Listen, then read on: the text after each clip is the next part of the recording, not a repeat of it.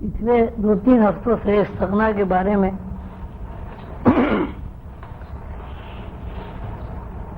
پڑھا جا رہا ہے۔ استغنا ایک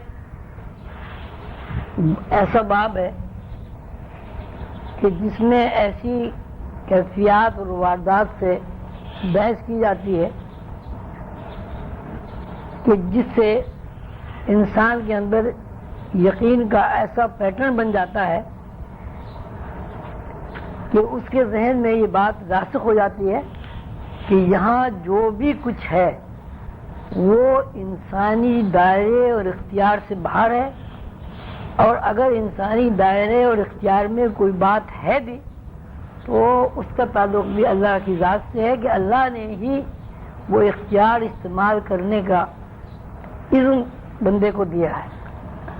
دوسری بات، یہ بات بہت غور طلب ہے استغنا کے سلسلے میں کہ استغنا محض لفظوں کا کھیل نہیں ہے۔ استغنا کی صورت، استغنا سے مراد یہ ہے کہ اللہ تعالیٰ کے ساتھ ذہنی وابستگی کے لیے روحانیت میں صرف لفظی تشریح نہیں کی جاتی بلکہ تجربات سے انسان کو گزارا جاتا ہے، اور وہ تجربات اس طرح رونما ہوتے ہیں کہ ایک کام ہے جو عقلی اعتبار سے اس کا ہونا سمجھ میں نہیں آتا لیکن وہ ہو جاتا ہے۔ کبھی ایسا ہوتا ہے کہ آپ کا ذہن اس طرف ہے ہی نہیں، کوئی بندہ سامنے آیا، اس نے آپ کو تحریک دلائی اور وہ کام نہایت آسانی کے ساتھ ہو گیا۔ مثلاً ایک آدمی ہے، اس کے ذہن میں یہ بات ہی نہیں ہے کہ زمین خرید کر مکان بنایا جائے، کبھی اس نے سوچا ہی نہیں کہ مکان بھی بنانا کوئی ضروری چیز ہوتی ہے، وہ رہ رہا ہے جہاں بھی رہ رہا ہے۔ کوئی آدمی بیچ میں ایسا آ جاتا ہے کہ وہ اس کو متوجہ کرتا ہے کہ بھائی یہ زمین یہاں بڑی اچھی مل رہی ہے، اس کو تم خرید لو، آئندہ تمہارے کام آئے گی۔ وہ جب اس کی طرف غور و فکر کرتا ہے تو قدرتی طور پر زمین کے خریدنے کے وسائل بھی مہیا ہو جاتے ہیں جو پہلے سے نہیں تھے۔ پھر ان وسائل مہیا ہونے کے بعد اس کو زمین بھی مل جاتی، جبکہ ایسا بھی ہوتا ہے کہ آدمی کی جیب میں بہت پیسے ہوتے ہیں، وہ تلاش کر ہوتا ہے، زمین کہیں بھی اسے نہیں ملتی۔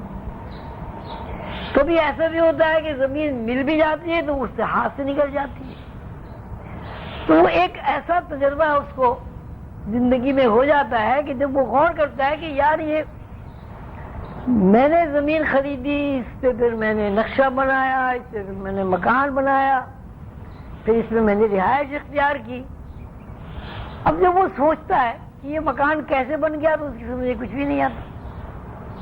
پھر اور زیادہ وہ غور و فکر کرتا ہے تو اس کے ذہن میں یہ بات جو ریکارڈ ہے وہ آ جاتی ہے کہ بھائی فلاں آدمی ملا، اس نے مجھے تحریک دلائی اس بات پر کہ زمین خریدو، حالانکہ میرا زمین کی طرف کوئی ذہن ہی نہیں تھا، میرے پاس پیسے بھی نہیں تھے۔ تو میں نے اس آدمی سے یہ کہا کہ میرے پاس تو پیسے بھی نہیں، میں زمین کیسے خرید سکتا ہوں؟ نہیں، ارادہ تو کرو، اللہ تعالیٰ کوئی سبب پیدا کرے گا۔ تو اس بندے کے کہنے سے میں نے ارادہ بھی کر لیا تو اللہ تعالیٰ نے اس سبب بھی پیدا کر دیا۔ کوئی آدمی مجھے 10,000 دے گیا، کوئی آدمی مجھے 20,000 دے گیا، یا کہیں میری رقم ڈوبی ہوئی تھی جس کا مجھے پتہ ہی نہیں تھا، وہاں سے وہ رقم آ گئی، یا کاروبار اگر کوئی آدمی کرتا ہے تو اس میں ایسی برکت پیدا ہو گئی کہ مطلوبہ رقم مہیا ہو گئی، نتیجے میں زمین خرید لی گئی۔ اب مسئلہ مکان بنانے کا آیا، اب مکان کے لیے خود بخود اس کے سامنے ایسے وسائل پیدا ہو گئے۔ فلاں صاحب جو ہے نقشہ بہت اچھا بناتے ہیں، انہوں نے نقشہ بنا دیا۔ کہ فلاں ٹھیکیدار جو ہے وہ مکان اچھا بناتا ہے، ٹھیکیدار صاحب مل گئے، مکان بنتا رہا، اللہ تعالیٰ نے وسائل مہیا کیے اور وہ پورا مکان جو ہے مکمل ہو گیا، آدمی اس میں رہنے لگا۔ تو اگر آدمی نہ سوچے پھر تو وہ یہی سمجھ میں آتا ہے کہ ہم نے مکان بنایا، ساری دنیا بھی یہی کہتی ہے کہ اتنا ہوشیار آدمی ہے کہ اس نے مکان بنا لیا. لیکن اگر آدمی نیوٹرل ہے, اس کی سوچ ٹھیک ہے, تو یہ پوری کہانی جب وہ دہرائے گا تو اس کے سامنے ایک ہی بات آئے گی کہ اللہ چاہتا تھا اس لیے وہ وسائل فراہم ہو گئے اور مکان جو ہے وہ تعمیر ہو گیا. پھر وہ یہ کہتا ہے کہ اتنا اتفاق ہوا کہ ایک آدمی مجھے مل گیا اور اس نے مجھے تحریک دلائی اور زمین بھی مل گئی اور مکان بھی بن گیا. لیکن کچھ عرصے کے بعد پھر ایک نئی اس کے سامنے کوئی صورت آ جاتی ہے,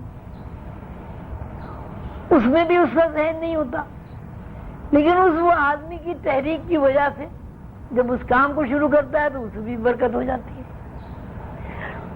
اس طرح کے زندگی میں ہزاروں واقعات ایسے بندے کے ساتھ پیدا ہوتے ہیں جس کو اللہ تعالی استغنا عطا کرنا چاہتا ہے. بالآخر وہ 1 2 4 10 20 جیسے آپ نے پڑھا ہے 100 واقعات میں سے گزر کر وہ مجبور ہو جاتا ہے اس بات پر کہ یہ سب اللہ کی طرف سے, بندے کا اس میں کوئی اختیار نہیں ہے.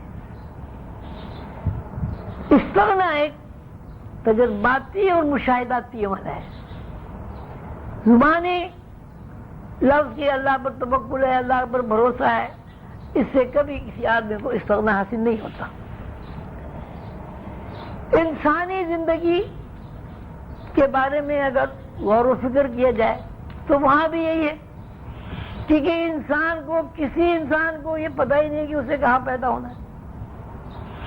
کسی انسان کو اس بات کا علم ہی نہیں ہے کہ پیدا ہونے کے بعد مجھے کیا کرنا ہے. کوئی انجینئر بن جاتا ہے, کوئی ڈاکٹر بن جاتا ہے, کوئی کلرک بن جاتا ہے, کوئی موچی بن جاتا ہے, کوئی لوہار بن جاتا ہے. زندگی کے جتنے بھی شعبے ہیں دنیا میں وہ بندہ کسی نہ کسی شعبے کا انتخاب کر کے اس شعبے کے اندر داخل ہو جاتا ہے اور کامیابی کے ساتھ یا ناکامی کے ساتھ اپنی زندگی گزار کے اس دنیا سے رخصت ہو جاتا ہے. تو رخصتی میں بھی اسے یہ علم نہیں ہے کہ وہ اگر پاکستان میں پیدا ہوا تو وہ مرے گا کہاں. ہو سکتا ہے پاکستان میں اس کا انتقال ہی نہ ہو. کراچی میں پیدائش ہو سکتا ہے کراچی میں اس کا انتقال ہی نہ ہو. یہ جو بیچ کی زندگی ہے, اس زندگی پر اگر آپ غور و فکر کریں